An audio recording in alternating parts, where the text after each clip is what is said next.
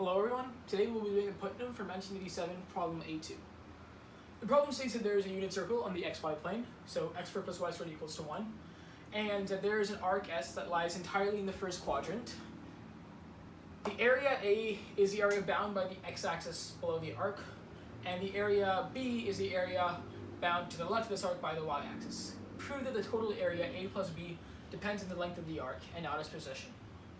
Okay, so the way I'm going to start out this problem is I'm going to take these two angles right here. Consider them. The first angle is theta, which is the larger angle, and the second angle is alpha. So just give it a little star.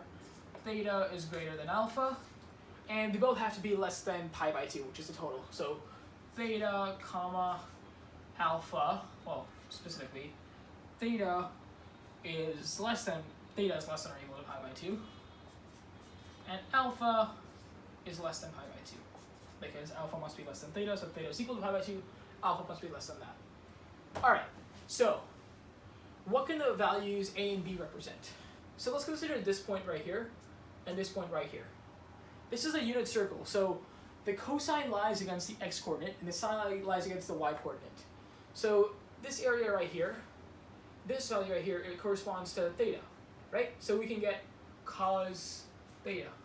This value right here corresponds to alpha, so we can get cos alpha. The y value corresponds to sine. This value corresponds to sine alpha, and this corresponds to sine theta. Now, coming back to this original problem, why is this important? Well, we know the value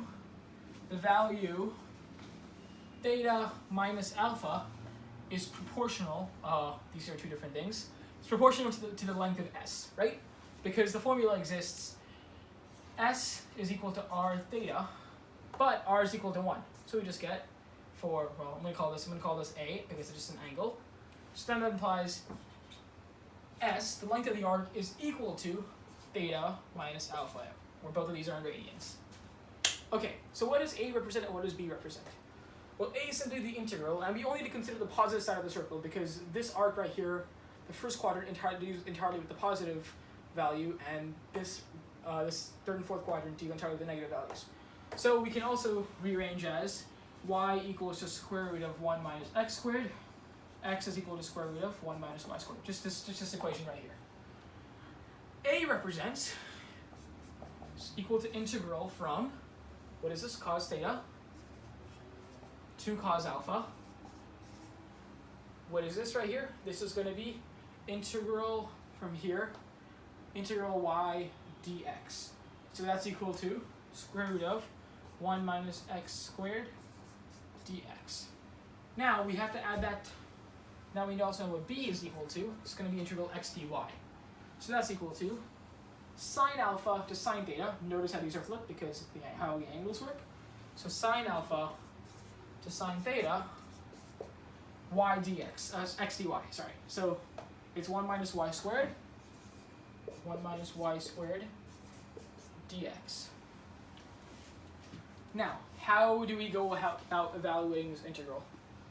Well, we could let x, and we can use a substitution, right? Because square root of 1 minus x squared relates us to the identity of sine squared plus cos squared equals to 1. So I'm going to say this.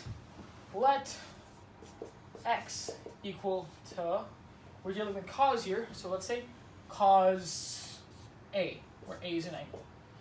So dx by dA is equal to, derivative of cos is minus sine A. So we can perform a substitution. Forgot to do that. So integral from cos theta to cos alpha. Now, why do we choose a substitution? Because of this identity. Because we know that cos for all angles, let's say C, cos squared C plus sine squared C is equal to 1. Right? So we come back to this here. This is 1 minus, what is this? Cos squared A. So that's sine squared A. Square root gives you sine A. So sine A, what is that? Minus sine. So it's minus sine squared A dA.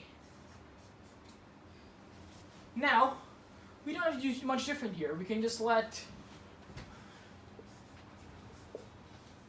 this is y equal to the sine of A.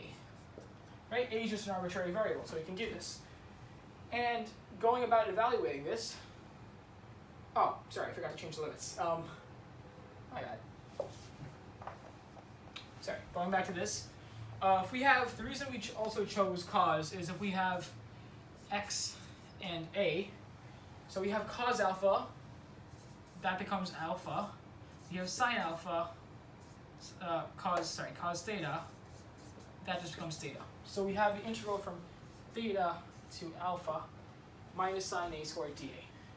Now we can let, since we're dealing with sines here, let y equal to sine of A. dy by dA is equal to cos A. What does this evaluate to? Well, same process as here. This will give you a cos. Cos times cos gives you cos squared. So we have the integral, and for limits, we have sine alpha, sine theta, gives you alpha and theta. This is x, this is A. Right? Just invert functions. So here we get integral from alpha to theta this time of sine squared A dA. Sorry, cos. My bad. Cos squared A. Right? Let's look at these two. We know we have a minus sign, we can flip this over, right? So we can say this also equals to integral of alpha to theta sine squared A dA. We find A plus B, right? So if we add these two, that gives us the integral from alpha to theta of 1 dA, which is simply equal to A theta alpha, which is simply equal to theta minus alpha. Look familiar? Well, didn't we see that theta minus alpha is equal to S? So if A plus B equals to S, it means that A plus B is only dependent on S. Thank you for watching.